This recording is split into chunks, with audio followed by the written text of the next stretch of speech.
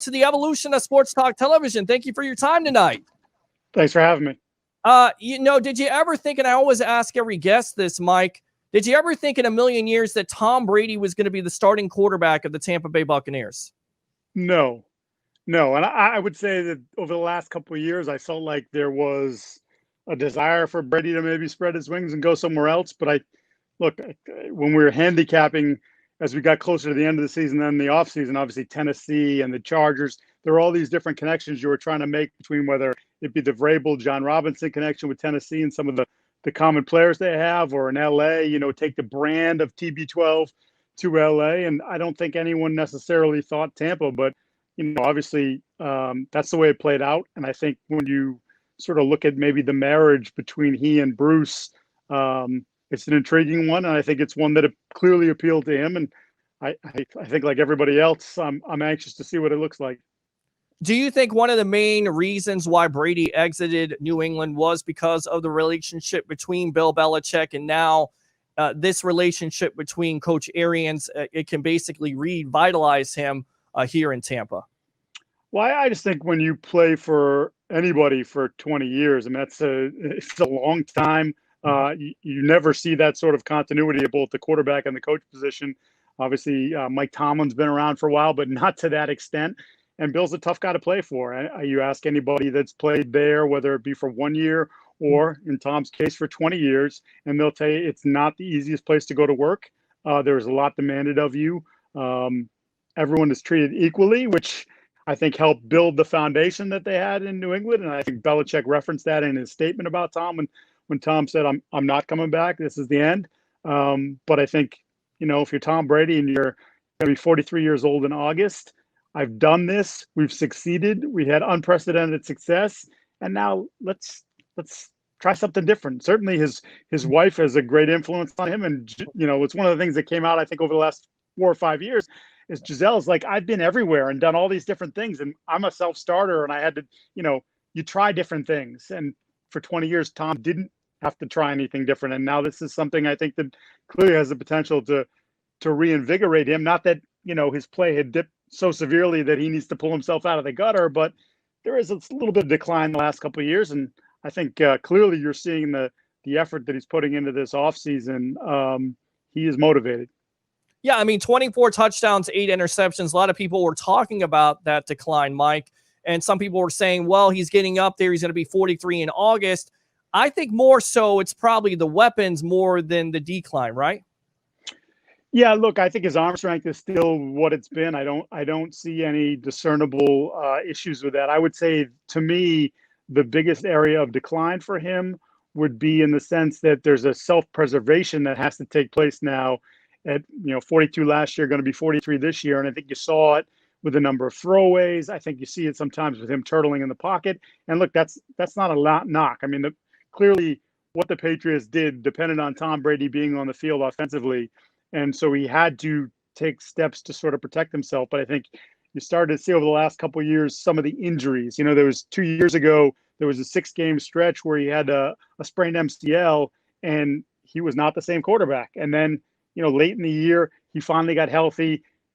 The team sort of changed its approach too, and that's when they, I think they kind of stole a Super Bowl, if you will. I don't think that team was necessarily one of the better ones that he's been on, but they win a Super Bowl over the Rams. And then last year, whether it be the elbow, whether it be the Achilles, whether it be the ankle, just a number of different things that usually, as you get older, these things you don't heal up faster, you don't get better. So I think to me, that's the part you have to watch. I think going forward with Brady is how does his body handle, the rigors of a 16-game season and getting hit. And we're on with Mike Giardi of the NFL Network, of course, has covered the Patriots for a long time with NBC Sports Boston. So he knows a thing or two here on the sports web. I'm your host, Peter Blake, giving you something to think about. Mike, a lot of talk about this offensive line. 47 sacks they gave up, of course, having Jameis Winston here maybe hold the ball a little bit too long. But is that the biggest question coming into this season in 2020, this offensive line, and can they hold up? Yeah, I think that's definitely a part of it. And obviously they invest in the first round and worse. And I think the hope is, obviously he has a good track record at Iowa, but obviously just the physical attributes that kid brings to the table. And Bruce Arians on draft night just raving about, like, hey, you don't see some skilled guys do what this guy did at 320 some odd pounds or whatever it was. So can he hold down the fort? Can he end up being your left tackle, whether it's this year or in the future? I'm certain they would probably like it to be this year, but again, it depends on where he goes. I think the other thing you'll notice here with Brady is, and I think it's happened over the course of time in New England, is you'll see the offensive line's going to look better because he will get rid of the ball quickly. I know Bruce's offense wants to stretch the field, and there'll certainly be some of that. And I'm sure Tom is motivated to show people that he can still do that. But there is that other part of him where sacks are bad. He'll tell you, you don't want to take a sack. Turnovers are bad. So two things that the team maybe struggled with last year that I don't think you'll see with Tom this year. Yeah, I mean, look, the turnover situation, of course, was crazy with the 30 interceptions by Jameis Winston. So you definitely feel like that's going to cut down, although quarterbacks that get into the system the first year tend to throw, but it's Tom Brady. So with everything, the personal workouts off the field, the COVID, do you think that's going to have a big time effect, or are the Bucs, because Brady is into these personal workouts, have an advantage over everybody else? Well, I think, it's sort of been the way things have gone in the offseason now for a bunch of teams and a bunch of quarterbacks, not just this year, but in years past, where guys are getting together and they're working out. Obviously, these are unique circumstances. And as we saw over the weekend, the PA is recommending against that. But guys are going to do what they're going to do. We saw that on Tuesday. Brady had that whole crew out there working again. He's bound and determined this isn't going to flop. And if that means he's got to keep working through this, he obviously takes great care of his body. I don't know if that can prevent, obviously. Nothing can prevent what's happening here in the country, but he feels good about the way he takes care of himself and the treatment that he gets. So I think initially I thought, like, look, if they're going to have to stay away, they're not going to be able to get in the building and be together as a group, that would impact them greatly because Tom is so particular about things. But the fact that they've been able to get together and work out, and I think, as we've heard from a bunch of different coaches across the league and players, while the Zoom meetings aren't quite like being on the field, some of this sharing of plays and being able to do things and draw up plays in the playbooks and ask guys questions as you're doing it and be able to show them visually, no, I want you here and this. I think that surprised a lot of people. I think the advancements in technology, I mean, we knew we were advanced, but I don't know if they knew to this degree. So I think while there probably is going to be some impact should they get on the field this fall, I don't think it as much as I thought it would have been maybe in February or March. Yeah, I mean, you hear about the NFL Players Association coming out and recommending that they don't do personal workouts, but it's like, okay, I can understand where you're coming from because, of course, there was a couple players that tested positive for COVID, our assistant coach, but you also have to get your work in, Mike, and you had a date today. Your colleague Ian Rappaport says July 28th is when they're going to report. So I almost feel like you're damned if you do, you're damned if you don't. And what I mean by that is Brady has come under criticism for not necessarily working out in the offseason, and now he's trying to work out, and now he's getting criticism. So could you see the Players Association or the league kind of try to stamp down on the Bucs or try to find the Bucs, or do you think it's much to do about nothing? I just don't think that they can really do it. I mean, let's face it. If these guys wanted to do this in the privacy of their own homes or however they wanted to work this, they could do it so that the reporter doesn't get the video shots or the drone's not flying overhead. I mean, just locally, I'm based in Boston, and the Patriots have been doing it. And other than the occasional shot on somebody's Instagram, you don't see anything. They don't want to talk about it. And I think you're seeing it in a lot of other places too, where it's just like, look, we're going to do what we're going to do. And you're not going to know about it. And that's, I mean, Matt Ryan was flying around all over the country and they were doing workouts. Nobody has any video of it. And the only reason we know is because they ended up telling us. But by and large, I think it's going on in all 32 NFL cities or wherever these guys are located. They're working out, and they're working out in groups. Yeah, they're definitely working out in groups, and we're on with Mike Giardi of the NFL Network here on the Evolution of Sports Talk Television. It's the Sports Web. I'm your host, Peter Blake, giving you something to think about. You talked about the injury situation with Brady. He's been able to stay a little bit healthy, but of course he's had his bumps that have definitely he's gone through. Let's talk about Rob Gronkowski. They get him for 1 year for $10 million. kind of takes a break. What do you see from him? Because what you hear from other outlets is that defensive coordinators are basically saying, you know what, we're not taking Rob Gronkowski seriously. He's not a number one priority. We feel like we just hit Brady. We don't take him seriously. We should take Evans and Godwin more. Do you believe that, or do you feel like Gronkowski definitely, because of that year off, will come back and definitely thrive in a Bruce Arians offense? Yeah, I mean, for me, it's hard to project what Rob is going to look like being off the field for the last year. And obviously, the player that we saw his final year in New England is not the player that most people remember. And there were some moments there, obviously, and he certainly was key in terms of just his ability to block. He's a terrific blocker. It's always been sort of at least nationally, an underrated part of his game. But I always thought he was one of the better blocking tight ends in the league. But I don't know. I have a hard time projecting what it's going to be like because, again, he hasn't been on the field. How is Bruce going to utilize him? He's someone who made a living going down the seam. Do you want to expose his body? Be it, head trauma was as much of an issue as the back issues that he had in the multiple surgeries, and one of the reasons why he stepped away. So, I'm curious to see how Bruce uses him. The good thing for Bruce is that he has Cameron Brate and O.J. Howard as well. So it's not as if he wants to spot Rob, I think he has the potential to do that. And to me, that would make the most sense, especially early on as he sort of gets his game legs back under him. Is this the best collection of weapons that Brady has ever had in his career? And that's saying something because, look, yeah, he had the season where he was undefeated. You had Randy Moss, and he had a big year. But you're talking about Mike Evans and Chris Godwin. They have put up career numbers, especially Evans, 6 consecutive 1,000-yard seasons. Godwin with the breakout. Is this the best collection of weapons that Brady has ever had, in your opinion? I would say on paper, yeah, it is. I don't think that there's any question about it. I mean, because you're talking about guys that are either entering their prime or in their prime. And when you can bring on someone like Gronkowski, who I still expect to put some numbers up, whether that's 40 catches and 8 touchdowns or that's 60 catches, depending on, again, how Bruce uses them. I just think that there's a lot of flexibility there for the offense and different pieces. And, look, you mentioned the defensive coordinators. We're not going to worry about Rob. Well, that's right. I would focus my energies on stopping Mike or Chris Godwin, but then that means single coverage for some of these guys who are very talented guys. Right. And don't underestimate too Brady's ability to sort of find a different guy, a third guy in that mix at wide receiver. I'm curious to see how that competition plays out for the Buccaneers as well, because I think sometimes he embraces some of those guys that, like Wes Welker or Julian Edelman, who sort of flew under the radar, but they just grind, and Brady loves those grinders.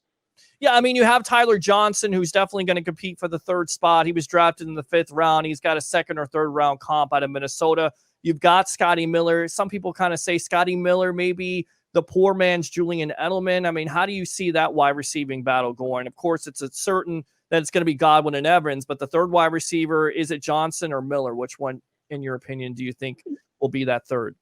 Yeah, I would say Miller probably has the leg up right now, but I love Johnson. And to be perfectly frank with you, I loved Tampa's draft. I really thought Winfield is one of my favorite players coming out, period. To me, he's one of those guys that I know he wasn't going to end up in the 1st round because maybe some of the measurables don't compare with some of the other guys. But to get him in the 2nd round, just a terrific playmaker. I just think that draft from top to bottom was at least on paper a home run. And I would just say Miller, again, just because of maybe a little bit more experience, but Johnson's certainly someone who is going to be fun to watch. I think that is 5th round to me is kind of a steal for the type of production he had in college. Yeah, you talk about Winfield, and much has been made about his DNA. Of course, his father playing in the league. I mean, certainly that's an advantage, but you look at him, he's one of those building blocks at Minnesota that really turned the tide along with the player like Johnson, right? Yeah, and I like the versatility there too. It's, you look at him, you say safety, yes, but can he creep up? Can he play? Can he be your 3rd corner or 4th corner in a nickel or dime situation? Can you feel good about putting him in the slot against someone? I think he showed that he can do these sorts of things in college. And again, it's a step up at this level, but I just think that there's a track record in that family. I think the kid, you talk to people at Minnesota, the kid works. And I suspect that will continue here at this level because I think he wants to prove to people I shouldn't have been a 2nd round pick. I should have been a 1st round pick, and you're going to see that this is the way it works. So I'm interested to see how Todd sort of utilizes him, because I think he can be one of those guys that is almost like a little bit of a weapon, the different places that you can line him up and the way you can use him. What's the weakness besides the offensive line? What's the biggest question mark on the Tampa Bay Buccaneers going into 2020, Mike? Well, that's a good one. I obviously defensively, they didn't, especially in the first half of the year, they really struggled. Can the secondary be a little bit more consistent? They're obviously getting the benefit, and this is why I hedge when I even talk about what happened last year, because of some of the situations that Jameis put them in. They gave up 128 points off turnovers last year. That was the most in the league. Tom Brady's not going to throw 30 interceptions. That's not going to happen. I mean, if Tom throws 12 to 14 interceptions, he'll tell you that was a bad year. So he's going to take care of the football. He's going to protect it in the pocket as well when the pocket collapses on him. So I feel like they're going to be in a better position just because the offense isn't going to put them in those bad spots. I love their linebacker group. I mean, how can you not? Levante Davis and David and Devin White are, if that's not the best group, they're the best duo. They're right in the conversation. And I think, Todd Bowles is certainly putting more pressure on Devin to sort of even elevate from last year. But I think they know what they have there. They feel like they have someone who can be a complete disruptor and can quarterback that defense for, the next decade. So, can Shaq, I guess maybe I look at maybe someone like Shaq Barrett. Can Shaq deliver? I'm not asking for 19 and a half sacks. Those are nice and all, but can he be disruptive? Can he be a double-digit sack guy, but also constantly influence the quarterback and make offensive coordinators rather say, we have to shade to him. We have to chip him. We have to do things to sort of make sure that we take him out of the game, and that opens up opportunities for other people. So I think Todd's smart enough that if they can get that sort of production or that sort of focus on Barrett, that they can free up other guys to be, a little bit better defense than they were last year. And I think it comes down to also JPP being healthy for a full year. Sure. See, when he came back in the second half of the year, how much it really helped that defense out. We're on with Mike Giardi of the NFL Network here. Thanks for your time. Definitely here on the Sports Web, the evolution of sports talk television. I'm your host, Peter Blake, giving you something to think about. So I'm going to put you on the spot, as I always do here with all the guests. What is the number of wins? For me, Mike, with everything they've done in the offseason and the draft, it's Super Bowl or bust. But put a number on how many wins you think the Bucs will have in 2020. I think that division is they're going to beat the holy hell out of each other. So I say 11 wins, I think is a fair sort of place, but that obviously gets you into the tournament. And if you get in the tournament, anything that can happen. Brady's been parts of teams that are, you're the number one seed and you have home field advantage and you roll through. And he's also been part of, a lower seed that's managed to roll through. So I would think that team too, if he can stay healthy, should be a team that gets better as the year goes on, as they obviously get more and more used to each other, and Bruce and Tom and Byron Leftwich get on the same page. Do you, real quick, do you think Brady can return to possibly that MVP level with, throwing more touchdowns than a lot of people expect? Because 24 to me seems too low, especially with this group. Could you expect him to have possibly a comeback year and maybe an MVP type of year, Mike? Yeah, I would be surprised, very surprised if he throws for less than 30 touchdown passes again. Wow. If he stays healthy. And like I said, when you start talking about the turnover number, to me, 33-10 or something like that, 33-9 in terms of touchdowns to interceptions is what you're kind of looking at. And who knows? Who knows what sort of connection he has? I go back to, the Antonio Brown was with the Patriots for a grand total of 8 days, I believe it was. Right. And they force-fed him the offense. He gets in against Miami, and granted, the Miami that they saw in September was not the Miami that they saw in December, but he impacted that game, and those guys weren't necessarily on the same page. But I think sometimes when you have that sort of extreme talent like Antonio Brown is, that Brady just feels more comfortable. It's easier to say, you know what, I just got to throw the ball in the vicinity, and I know this guy can go get it. And I think in Evans and Godwin, and, as he gets to know the tight ends, maybe he's going to have that sort of comfort level again to be able to just say, he's maybe 2 yards away from where I thought he was supposed to be, but I'm going to go put it up there. I'm going to trust he's going to go get it. And those guys have a pretty good track record of going and getting it. All right, good stuff. Mike Giardi, thanks a lot for your time here, of course, on NFL Network. Where can they follow you? At Mike Giardi on Twitter, MikeGiardi on Instagram as well. And look, we're on all kinds of programs over the course of the day on the NFL Network. All right, absolutely. Always welcome here on the Evolution of Sports Talk Television. Thanks for your time.